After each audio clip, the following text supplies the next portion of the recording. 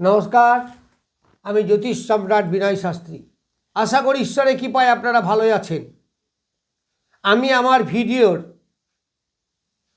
প্রথমেই একটু বলি যে আমি একটা বিজ্ঞপ্তি বা অ্যাড অলরেডি দিয়েছি একটা অনলাইন কোর্সের ব্যাপারে।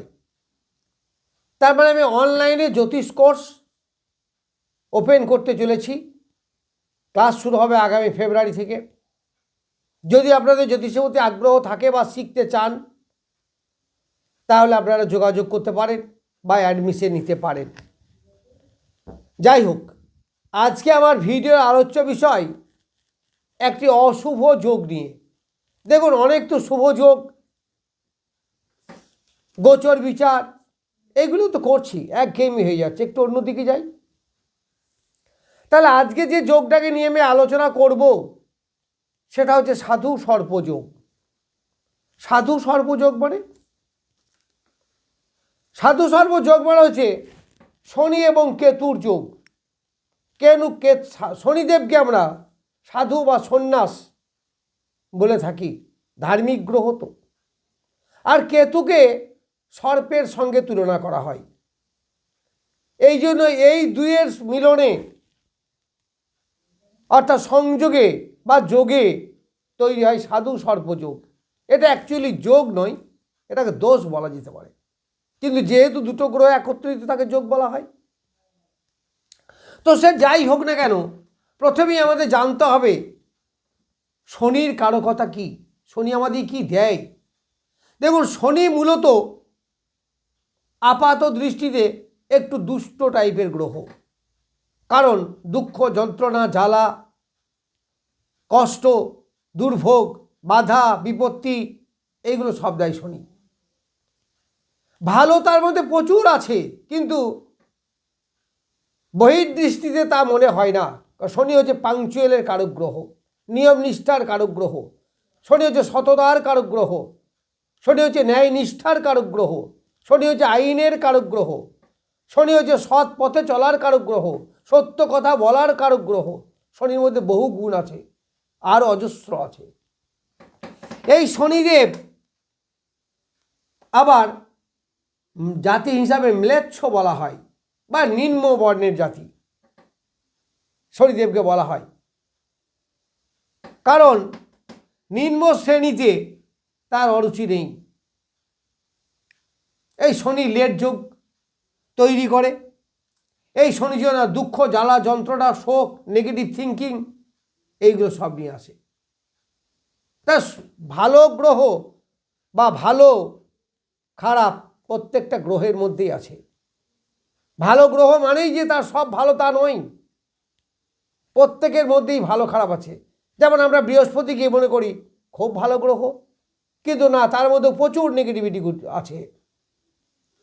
এইবার কেতুকে আমরা সর্পের সঙ্গে তুলনা করি, কারণ রাহু কেতু গল্প জানেন, সেই অমৃত ভাগ করা, নারায়ণের সুদর্শন চক্র দিয়ে গলা কাটা, এসব জানেন। এগুলো বলে সময় নষ্ট করে লাভ নেই। তাহলে নিচু অংশটা হচ্ছে কেতু, যার মাথা নেই, বুদ্ধি, ব্রেন নেই, কিন্তু প্রচুর আছে অনুভূতি শক্তি। এই কেতু নেগেটিভ ইমপ্রেশন প্রচুর আছে, যেমন মানসিক চাপা কষ্ট, সুইসাইড করার টেন্ডেন্সি, কিন্তু গুপ্তবিদ্যায় পারদর্শী। কেতু আধ্যাত্মিকতার কারক গ্রহ, ফলে ধ্যান, জপ এই সমস্ত করার ব্যাপারে, ঈশ্বর সাধনা, তন্ত্রবিদ্যা, জ্যোতিষবিদ্যা, যে কোনো গুপ্ত রিসার্চ, এই সমস্ত ব্যাপারে কিন্তু কেতুর ভূমিকা প্রচুর আছে। কিন্তু কেতুর মধ্যে যেটা সব থেকে বেশি, সেটা গোপনীয়তা। কেতু প্রকাশ নয়, সে সুপ্ত অবস্থায় থাকতে ভালোবাসে। তো যাই হোক, এই নিয়ে বেশি না বাড়িয়ে, এই দুয়ের যোগটা কেমন? এই দুয়ের যোগ কিন্তু একটা বিষময় যোগ। এই যোগ কিন্তু খুব একটা ভালো নয়, একে আমরা নেগেটিভ যোগ বলেই ধরি।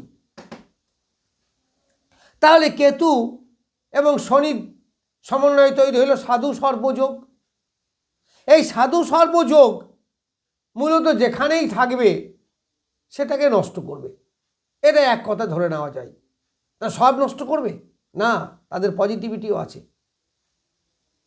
প্রথমে বলি, যদি লগ্নে থাকে তাহলে শরীর স্বাস্থ্য, বাধা বিপত্তি, ঝামেলা ঝঞ্ঝাট এইগুলো সব নিয়ে আসবে। এরা ব্রেনের চরম ক্ষতি করে সুপ্ত অবস্থায়, যেমন ব্রেন টিউমার, ব্রেনে আঘাত, ব্রেনে ডিস্টার্ব, মানসিক অশান্তি, সাইকিয়াট্রিক ব্যাপার, ফোবিয়া, এইগুলো সব আনতে পারে। যদি দ্বিতীয় থাকে তাহলে অকারণে অর্থ ব্যয়, পরের কারণে অর্থ ব্যয়, এইগুলো সব দেখা যাবে। আত্মীয় কুটুম্ব পরিবারের মধ্যে একটা অশান্তি সৃষ্টি করা, এইগুলো কিন্তু দেখা যাবে। তৃতীয় হলো ভ্রাতা ভগ্নী, তাদের সঙ্গে সম্পর্ক নষ্ট করা। আবার হাতে কাঁধে আঘাত লাগা, ভেঙে যাওয়া, এইগুলো হতে পারে। আবার এমন হয় যে অনেক দিন আগে আঘাত লেগেছিল, আপনি বুঝতেই পারেন নাই, তখন দীর্ঘদিন পরে সেটা বিরাট আকার ধারণ করেছে, আপনি বুঝতেই পারেন নাই যে এত বড় একটা আঘাত আমার ছিল। যাই হোক, চতুর্থে সুখ শান্তি অভাব, মানসিক অশান্তি, মাতৃদেবীর সঙ্গে সম্পর্ক নষ্ট, গৃহ নির্মাণ হতে চাইবে না, বাড়ি ঘর কিনতে গেলে সেখানে সমস্যার সৃষ্টি হবে। যারা মাধ্যমিক হায়ার সেকেন্ডারি এডুকেশন, হয়তো এডুকেশন এখানেই ইতি হয়ে যায়, এইগুলো এখান থেকে বলা যায়। পঞ্চম হলে প্রেম প্রীতি ভালোবাসায় ডিস্টার্ব, এডুকেশন প্রায় বন্ধ হয়ে যাওয়ার মুখে, সন্তানের সঙ্গে সুসম্পর্ক নষ্ট, পড়াশোনায় অ্যাটেনশন সেখানে নষ্ট। তবে ধর্মের প্রতি, সাধনার প্রতি, ঈশ্বরের প্রতি ভক্তি কিন্তু অনেক বেড়ে যায়, কারণ শনিদেব তিনি ধর্মপ্রিয়, ঈশ্বর চিন্তায় তিনি মগ্ন। কেতুদেব যে নীরব নিস্তব্ধে ধ্যান করা, নীরব নিস্তব্ধে থেকে ঈশ্বরকে ডাকা, ফলে পঞ্চমে থাকলে এই ঈশ্বরের চিন্তা কিন্তু তার মধ্যে অনেক বৃদ্ধি পাবে। ষষ্ঠে থাকলে স্বরূপী এখানে আছে, কাম ক্রোধ লোভ মদমোহ মাৎসর্য, এইগুলো কি করবে? কিছু অংশে বাড়িয়ে দেবে, রোগ সৃষ্টি করবে, কোর্ট কাছারি মামলা মকদ্দমা অকারণেই সৃষ্টি হতে পারে, এইগুলো আপনি পাবে। সপ্তম দাম্পত্য জীবন নষ্ট, ব্যবসায়ী ক্ষতি, ব্যবসায় সাফল্য আনতে দেবে না, কাস্টমারের সঙ্গে মতবিরোধ, ডিভোর্স হয়ে যাওয়া। ষষ্ঠে থাকলেও কিন্তু ডিভোর্স ইঙ্গিত করে। অষ্টমে থাকলে প্রচুর লোন করিয়ে দেওয়া, ষষ্ঠে থাকলেও লোন করিয়ে দিতে পারে। চুপি চুপি আপনার কত লোন হয়ে গেছে আপনি নিজেই জানেন না, কোনো একটা সময়ে আত্মপ্রকাশ করলো, আপনি ভাবছেন বিরাট টাকা ঋণে পড়ে গেছেন, অথচ আপনি কোনো সেটা উপলব্ধি করতে পারেন নাই। প্রাইভেট পার্টে রোগ, ইউরিনাল সমস্যা, কিডনির সমস্যা, মেয়েদের প্রাইভেট পার্ট জরায়ু সমস্যা, এইগুলো আনতে পারে। হাড়ে আঘাত লাগা, এইগুলো হতে পারে। নবম কিন্তু ধর্মস্থান, এখানে ধর্মের প্রতি আগ্রহ, তীর্থস্থান ভ্রমণ করতে যাওয়া। তবে পিতার শরীর স্বাস্থ্য নিয়ে সমস্যা, পিতার বাধা বিপত্তির সৃষ্টি হবে, পিতার সঙ্গে সম্পর্ক নষ্ট হবে, এইগুলো দেখা যাবে। তারপর দশম স্থান, কর্মে ঝামেলা ঝটঝাট, এইগুলো আপনি দেখতে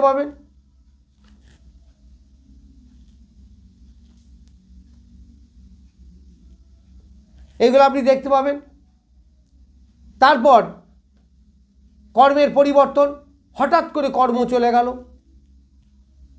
একাদশে আয় উপার্জনে বিরাট ব্যাঘাত সৃষ্টি করে, সফল আস্থা আসতেই চাইবে না কো। বড় দাদা দিদির সঙ্গে সম্পর্কের বিচ্ছেদ, তাদের শরীর স্বাস্থ্য নিয়ে নানা সমস্যা, বন্ধুর সঙ্গে বেইমানি করা, মানে বন্ধু বেইমানি করবে আপনাকে, এই রকম। দ্বাদশে গেলে অযথা ব্যয়, স্বামী স্ত্রীর যে সুখসজ্জা সেটাকে নষ্ট করবে, অকারণে ব্যয়, হসপিটালাইজেশন, জেল হাজত এইগুলো হতে পারে। তার মানে শনিকে তো সাধু সর্বযোগ বলছি, এই দুটো সংমিশ্রণে এই সাধু সর্বযোগ বেশিরভাগ ক্ষেত্রেই খারাপ রেজাল্ট দেয়। যাই হোক, আমি সাধু সর্বযোগ সম্বন্ধে কম বেশি কিছু বললাম। নমস্কার, আজ এই পর্যন্তই।